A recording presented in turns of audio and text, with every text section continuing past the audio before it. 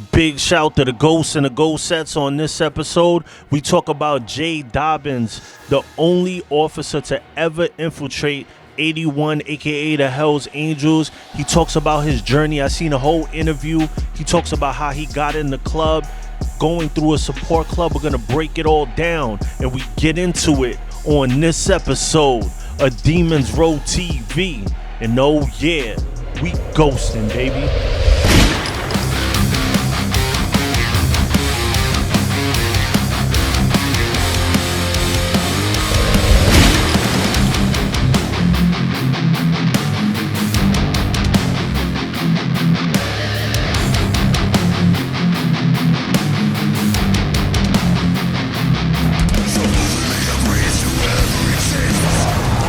Big shout to the ghosts and the ghost sets. Welcome to Demons Row TV, the holy grail of MC culture, where we cover everything motorcycle club involved. I'm Sos the Ghost. I'm your host for the evening, and today we talk about Jaydobyns, the first and only ever police officer to infiltrate the Hells Angels. I just seen the interview, a complete interview from the Pat McAfee show, so I'm gonna link that down in the comments. It's a very famous interview. I'm sure a lot of people have seen it. So we're gonna break down how he got into the club and why it's relevant to our culture in these days, and why prospecting and the way prospecting is vetted is so important in this culture. And they didn't go easy on him. He had it rough, and he had a lot of help and budget and stuff like that. And that's why a lot of these 1% clubs these days are infiltrated as we speak.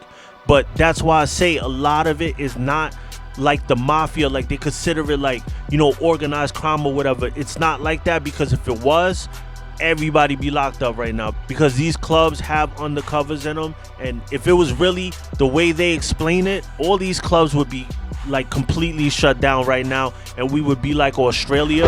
And I really have to say that the RICO statute is so unconstitutional. You know, in this country, it's supposed to be innocent till proven guilty, not we're gonna find somebody to stay in your circle for years and find out every little situation about you, hug your wife, kiss your kids, and then they're gonna be the ones that make sure you go to jail for the rest of your life, or even get the death penalty, as in this case. So it's just very unconstitutional. Let me know what you think about that in the comments, and we're gonna break this down. But the first thing I want you to do, like we always do on this channel, is to hit me with that pound ghost in. And that lets me know you're alive and well, sitting on tools, doing what you do, or just part of the Demons Row community, one of my ghosts. Shout to all my new subscribers. Welcome to the row. Make sure you hit that bell so you get the notification. Hit the like button. Follow us on Instagram at Demons Row, at Sos the Ghost _, and follow our second page, the Sos the Ghost page. We do the riding and we talk about protocol and all kind of subjects. And let's get into this. So this guy, Jaydobyns, goes undercover into a support club, and this is why we have to learn from this situation. He goes undercover into the support club, but his main task is to eventually infiltrate the Hells Angels, to get into their inner circle and find out what's going on, and basically shut them down before they have any proof of anything that went down. And I'm not here to defend anybody that has done anything to a woman or a child or anything like that. I'm definitely against that. But if you don't have any proof to infiltrate a club and send people in, it's just unconstitutional. So he infiltrates a support club to infiltrate 81. One of the other people that was in the support club with him felt very fishy about him, and they went to 81 and let them know that they think he's a cop. So 81 sought him out, and they basically had a sit down, and he actually convinced them that he wasn't a police officer. So they basically told him that he could no longer be in the support club, and that he had to cross over to 81 and become a prospect for them. And he basically explained how he hated it, because when he was in the support club, he was able to be close to 81, not in the inner circle, but close enough to see certain things and develop relationships. And when he became a prospect, he lost that power to be able to just go home to his wife and kids. Now he was accountable. Now they knew where he was going. So this is why the prospect process is so important, because this destroyed this man's life. It made his home life terrible. I don't understand for the life of me why anybody will want to be an undercover cop, especially if you got family and kids and all that. Like, you can't go home. You can't just go home like a regular job. So why would you even sign up for that if you're the type of person that has a whole family at home? So they asked him, did he had any fear of, like, you know, them knowing that he had a wire on and stuff like that? And he actually said that once he had earned their trust, he had more fear riding with them because of how hard they rode than actually them finding out something and wanting to kill him. He said that when he would be on the highway in California, the lane splitting is legal. He said that they would ride so fast on the highway and then come up the traffic, and just when they were lane splitting, they were going the same speed. They wouldn't even slow down a little bit. So shout out to everybody in Cali with the lane split, and it's illegal here on the East Coast. I don't know what state. Give me a pound, whatever state you're in, if they actually allow you to lane split where you at. So he basically was saying how he gotta, like, if somebody's wife from 81 wanted, like, you know, a vanilla milkshake, he had to go get it late at night or whatever. And he said that he hated it. And you know, that's why the prospect process is so important. And the longer you hold it out, the longer, you know, how long of a budget will they continue to pay him to infiltrate the club? So they asked him the question, do you have to kill someone to actually get the Hells Angels, you know, fully patched? And he kind of gave like a stutter kind of answer, and then he said, yeah. But then he turned around and said that he asked to go on a mission in Mexico to kill a Mongol. And it turns out that they made a whole hoax. He had all the police help him. He had like coroners and all type of stuff use a fake body, make a fake cut, all type of stuff, and make it seem like he actually killed someone out there. My thing is, he asked to go out there to do that. So it's like, once again, it's entrapment. It goes against the Constitution. You know, it's just not the way things are supposed to be. They asked him about the human factor of it. Like, this is real too. Like, how could you hug someone's wife?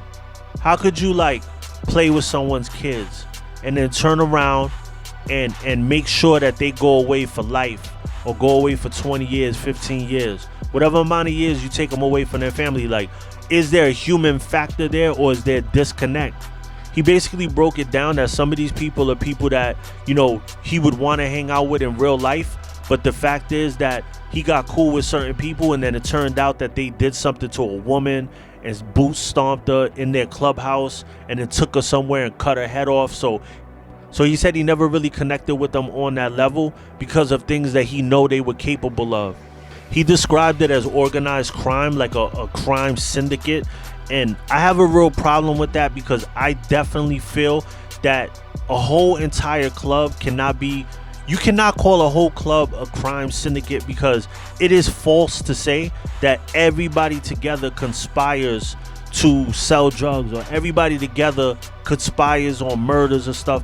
If a chapter has their way that they make money and the way they do things in a certain state, how does that fall upon someone else that lives on a whole nother coast or a whole nother country? To me, it doesn't constitute as a crime syndicate. It's not the mafia. It's not like they sit there and say, you know, we're gonna knock this truck off and they're gonna sell it in this state and stuff like that. That's not the way the 1% culture works, and that's the way the media always portrays it. And I feel like this is the only channel that actually tells the truth about it, and actually from a person that has been in those inner circles. He also talks about the day that he actually shut the whole thing down, and, you know, they pulled him away, and everybody that he was been running with for years are all getting locked up. And they asked him, like, don't they lock you up with them so they don't know and stuff like that? And he said that when they lock you up with them, they always at one point are going to pull you somewhere else. So it was the same thing. They're going to be there. They're going to know, wait, where's so-and-so? So, you know, he said they don't do that anymore. So you got to really watch who you let in your club. You know, you never know what their intentions are. And let's be real here. Sometimes they may put stuff on you that you're not even capable of, or you didn't do some crime somewhere that didn't get figured out, and they place that on you because, you know, there's a way that they could. So I always have that fear of that with the infiltrators of the club. Then he talked about life after infiltrating, what it was like, how many contracts was on his life. He talks about them burning his house down. So was it really worth it all these years to do that and then shut down the club? He said something that I did not know before. He said that cops don't get witness protection. I never knew that. I thought witness protection was for anybody that like cooperated or testified against, you know, any type of syndicate or whatever that would actually retaliate against you. And he said that, you know, cops don't get that. That's only for informants or people that rolled on their own. So that's kind of crazy to me too. So he's the author of the book No Angel, and he basically tells his entire story of infiltrating the Hells Angels. Let me know in the comments what you think about this. Be careful who you let in your club. The hang around and prospect process are two of the most important processes in our culture for these type of matters. I hope you enjoyed this. Thank you for tuning in to Demons Row TV, the holy grail of MC culture. Like, subscribe, and comment. And oh yeah, we ghosting, baby.